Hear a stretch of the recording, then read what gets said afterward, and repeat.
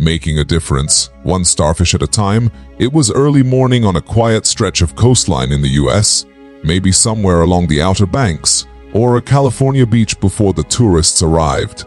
The tide had just rolled out, leaving behind a slick, sparkling blanket of sand. Gulls called overhead, and the waves lapped gently at the shore. An older man strolled slowly along the beach, hands in his jacket pockets, just soaking in the stillness. But soon he noticed something unusual. The beach was covered with starfish, thousands of them scattered across the sand like tiny pink and orange stars. The tide had stranded them overnight, and now they lay helpless, drying out under the warming sun. The man stopped and shook his head. "What a shame," he murmured. "Be noon, they'll all be gone," he sighed. "So much life just lost." Then, a little further down the beach, he spotted a boy, maybe 10 years old, barefoot, clothes rolled up, running back and forth. The kid was picking up starfish and tossing them into the surf, one after another, fast as he could. The man called out, "Hey there, buddy! What are you doing?" The boy looked up briefly, panting. "I'm saving the starfish!" he shouted, before hurrying to scoop up another. The man chuckled. "Kid, look around. There are thousands of them. You can't possibly save them all. It doesn't matter how many you throw back. It won't make a difference." The boy stopped. He bent down, picked up another starfish, studied it for a second, then gently tossed it back into the ocean. Then he turned, looked the man in the eye, and said, "It made a difference to that one."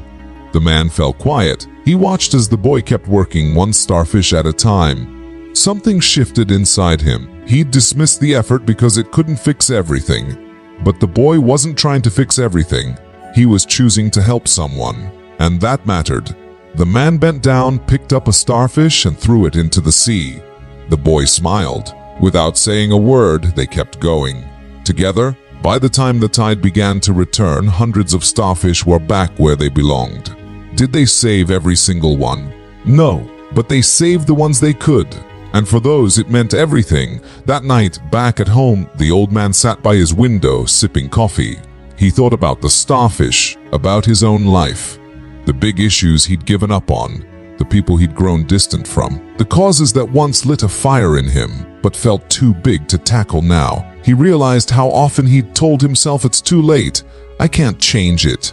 But the boy's words echoed in his mind. It made a difference to that one. So he did something simple. He grabbed a notepad, sat at his kitchen table, and wrote a letter to his daughter, who he hadn't spoken to since an argument months ago. He couldn't undo everything, but he could take a step.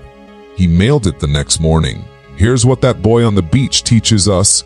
You don't have to fix the whole world to make a difference. You just have to care enough to take one step, to help one person, to make one moment better.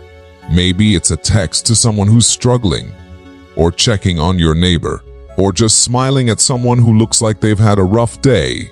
You might not change the world, but you might change someone's world, and that's what matters. So next time you feel overwhelmed, like the problem is too big or you're too small, remember the starfish, remember the boy, and remember this: you may not change the world, but you can change someone's world. And that's more than enough.